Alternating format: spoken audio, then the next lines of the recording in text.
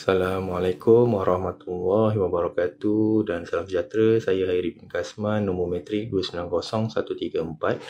Saya akan memulakan pembentangan kumpulan kami berkaitan dengan tugasan kumpulan yang telah diberikan.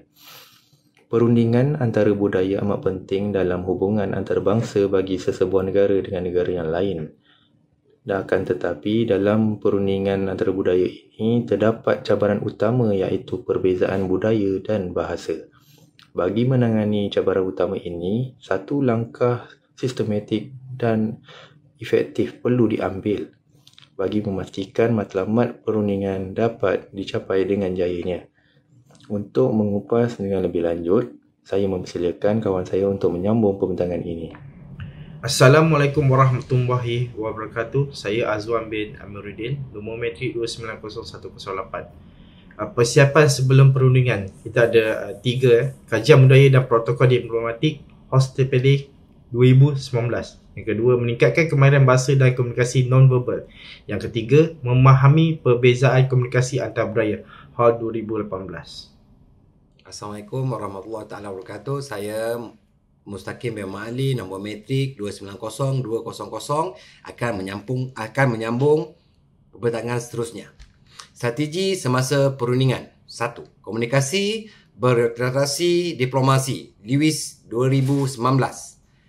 Mengawal bahasa tubuh dan suara Ting Tomet dan Doje 2018.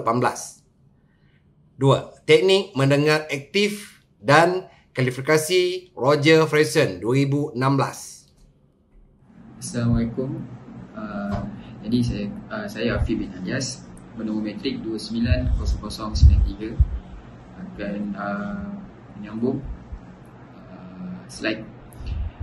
So slide yang seterusnya adalah tindakan selepas perundingan. Yang pertama ialah membina hubungan jangka panjang melalui follow up diplomasi. Yang kedua adalah menghantar email terima kasih dan mengekalkan hubungan profesional. Dan terakhir ialah refleksi dan penambahbaikan. Assalamualaikum, saya Talha bin Kamarul Zaman, nombor metrik 290255. Saya akan menerangkan tentang kesimpulan untuk tindakan yang sepatutnya kami lakukan apabila kami dilantik sebagai salah seorang ahli dalam kumpulan perundingan yang bakal mewakili Malaysia. Dalam perundingan antara budaya, komunikasi yang berkesan adalah kunci utama dalam mencapai kejayaan. Tindakan sebelum, semasa dan selepas perundingan memainkan peranan penting dalam memastikan keberkesanan komunikasi dan rundingan yang berjaya. Dengan memahami budaya komunikasi negara lain, menyesuaikan gaya komunikasi dan mengaplikasikan strategi seperti active listening serta follow-up diplomasi, perunding Malaysia dapat memastikan bahawa kepentingan negara diwakili dengan baik di peringkat antarabangsa. Secara keseluruhannya, komunikasi antara budaya bukan hanya tentang pertukaran maklumat tetapi juga tentang membina kepercayaan, hubungan jangka masa panjang dan mencapai matlamat bersama dalam suasana yang harmoni.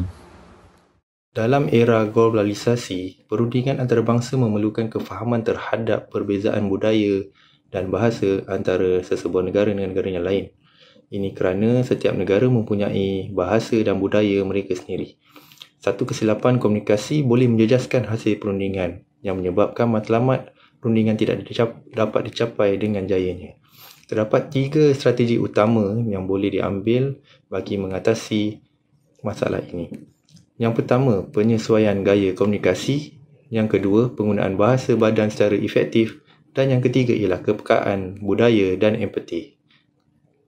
Seterusnya, strategi pertama, penyesuaian gaya komunikasi. Mengapa penting? Setiap budaya mempunyai norma komunikasi yang berbeza.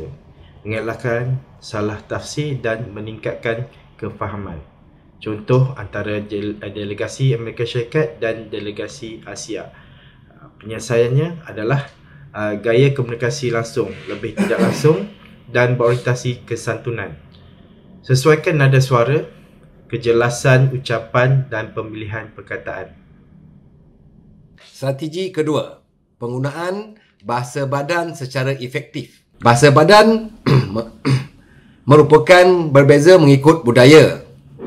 Antara contoh perbezaannya ialah hubungan mata di mana berat tanda keyakinan. Asia boleh dianggap kurang sopan dengan isyarat tangan ini, di mana Malaysia menunjukkan dengan jari bagi menunjukkan sesuatu, ianya dianggap tidak sopan berbanding